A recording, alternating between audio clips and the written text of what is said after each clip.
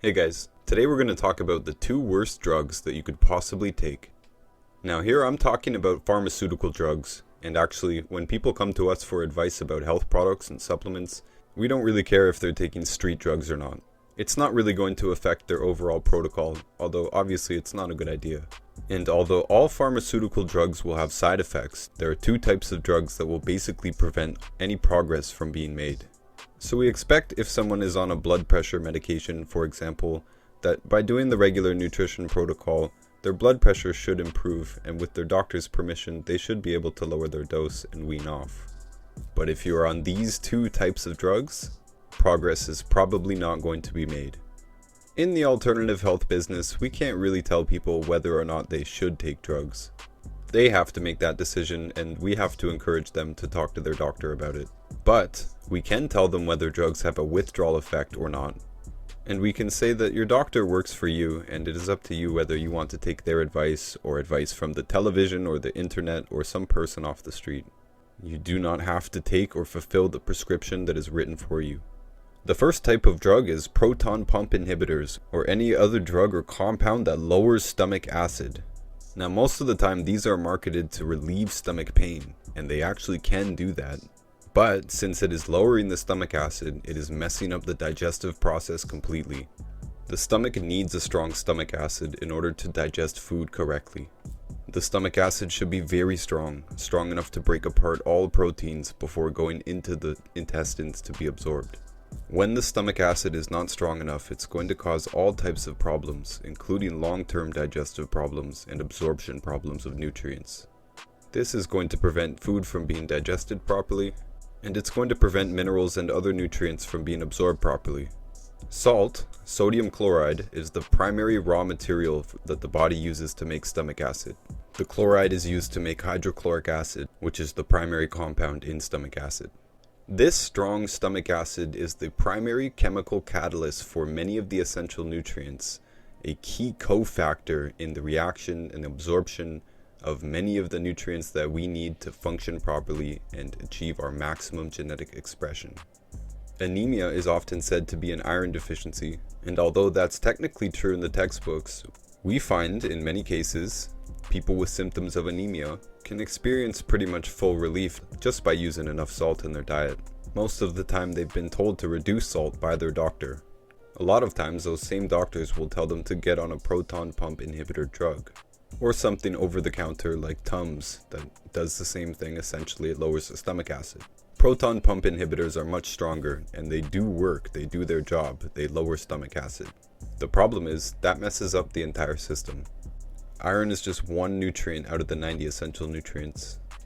Iron itself is an important cofactor with all of the other important nutrients that the average person would have heard of. So stopping this chemical process at the first stage kind of messes up the whole thing, the whole web of nutrients. And on top of that, of course, it's preventing food from being digested properly. Food is first supposed to be broken down in the mouth, both with chewing and with enzymes in the saliva, then broken down further in the stomach acid before making its way into the intestines to be absorbed as individual nutrients that have been broken out of their larger chains, their larger proteins. And if those food particles are not broken down properly, they can go into the intestine undigested. Proteins are made of amino acids, and it's supposed to be the amino acids that are going into the intestine to be absorbed, not proteins. When full proteins go into the blood through the intestines, the body should attack these proteins if it's working properly. This is what we call dirty blood. The body is recognizing these as foreign particles and bringing attention to them as if this was a bug or a virus. There's not supposed to be food proteins in the blood. This might provoke what might look like an immune response. If this goes on long enough, the person might be told they have an autoimmune disease. So stopping dirty blood is often just a matter of resetting the stomach acid to be acid enough. And this is going to be impossible on a proton pump inhibitor drug. The proton pump inhibitor is going to prevent the stomach acid from ever being acid enough. And although you might not have the acid reflux symptoms, you will probably very quickly develop other symptoms of a digestive problem. Or in the worst case, an immune problem or another severe nutrient deficiency problem. Which of course can show up because you can't absorb nutrients properly on a proton pump inhibitor. Although there are no direct withdrawal effects from a proton pump inhibitor like you would expect from, say, an opioid drug, it can be very tough to get off them. You've become used to them, and it can be painful for the first couple of weeks at least while the body is basically regaining the ability to produce stomach acid. One of the ways to reduce this is to reduce the food overall. This is during the time that you're getting off of it and getting used to having stomach acid again. You might as well do some fasting, and hopefully this advice aligns with what a doctor would say as well. It seems to make sense. If the body is not producing stomach acid properly and we're trying to fix that, maybe lay off food for a little bit. Maybe have more liquid meals so that they're already basically pre-digested. And if you're not eating much food, then it really doesn't matter if you have strong stomach acid or not. Remember that fruits and things like smoothies and juices will be the easiest things to digest, as well as broths, bone broth or vegetable broth. Salty water is going to be one of the next most beneficial things to do. Give your body the raw material that it needs to make stomach acid.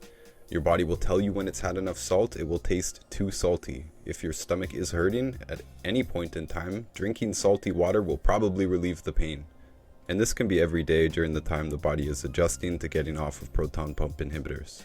But the real point of this here is that if somebody does come to us asking for us to help them get healthy, if they are on a proton pump inhibitor, they're probably not going to receive much help from us. They're not going to be able to absorb our supplements properly or digest food properly.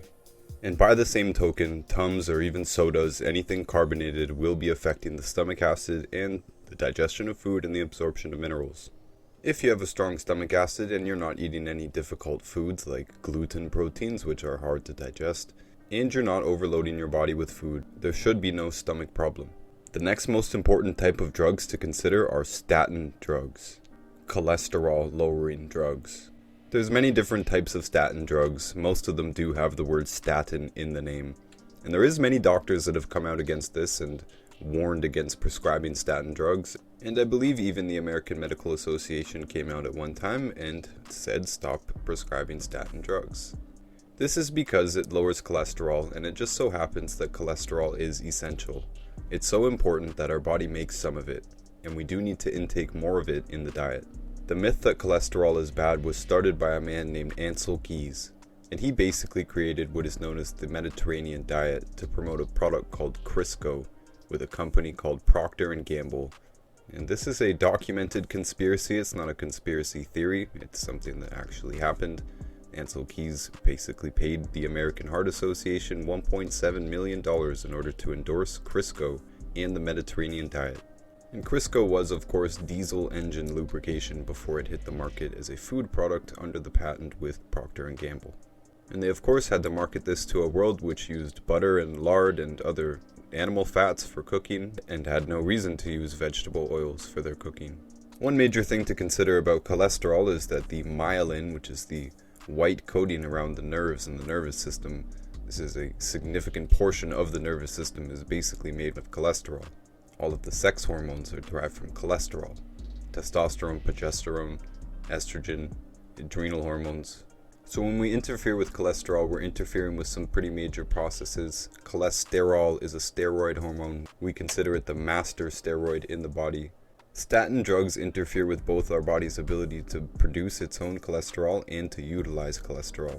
And we recognize Alzheimer's disease as the worst case scenario of what can happen with the ultimate cholesterol deficiency. This is a demyelination, an unraveling of the cholesterol-based nerve sheath. And Alzheimer's can only be properly diagnosed at autopsy. There are other dementias that don't involve this process. But diseases come in fads, and insurance pays more for treating some diseases than others. And so today we have more people being diagnosed with Alzheimer's rather than Wernicke-Korsakoff's dementia or vitamin B12 deficiency dementia, just as we have more kids being diagnosed with autism rather than ADHD, which was the earlier fad. And of course, insurance pays more for treating autism than ADHD. Alzheimer's itself will require quite a lot of repair. And in any case, the body is going to need cholesterol, the master steroid, to help. It's part of the construction crew to fix the body. Now these days we see people of all ages being prescribed statin drugs, and I'm serious, people in their 20s, 30s, 40s, 50s, 60s, and up. And often for no reason. I just spoke to a man who was prescribed statin drugs and he had perfectly normal cholesterol. There was no reason for him to be on this drug. And they're putting a lot of people on these drugs preventatively, so it's not even being used to treat an actual problem. Well, if somebody comes to us asking for advice and guidance on how to get healthy and they are taking a statin drug, we're going to tell them there's not much use in buying supplements. Just like being on a proton pump inhibitor, the body is fundamentally not working properly at a critical junction, and they're not likely to see much improvement because this is a cake recipe here. We need to have all the ingredients, or the recipe of a healthy human being is not going to work out. Fortunately, statin drugs are not known to have the type of withdrawal effects that are concerning. Those types of effects are most prevalent in like antidepressant drugs and antipsychotic drugs, things like that. And for the proton pump inhibitors, it's mostly just discomfort, but there is an effect. You're going to go through something if you're getting off of it, but there is no such effect for statin drugs. So those are the two types of drugs that nobody should be taking. Those are the two worst types of drugs. We really do not care if you're on any other prescription drug or street drug. Like, you should probably get off of them, but like, it's not our business to tell you. But we will tell you that if you are on these two classes of drugs, you probably don't need to waste your time changing your diet or doing anything that you think might make you feel better, because you're probably not going to feel better. We could say a lot more on how these two things interfere with the web of nutrients, the cake recipe of a healthy human. But it's much better just to avoid these two types of drugs. And for today, guys, that's all I've got. Appreciate you. Until next time. And definitely check out my book, Fake Diseases. It covers all of the major topics that come up, like birth defects, blood sugar problems, bone and joint problems, cancer, autoimmune problems, and more. And it's on Amazon for just $9.99.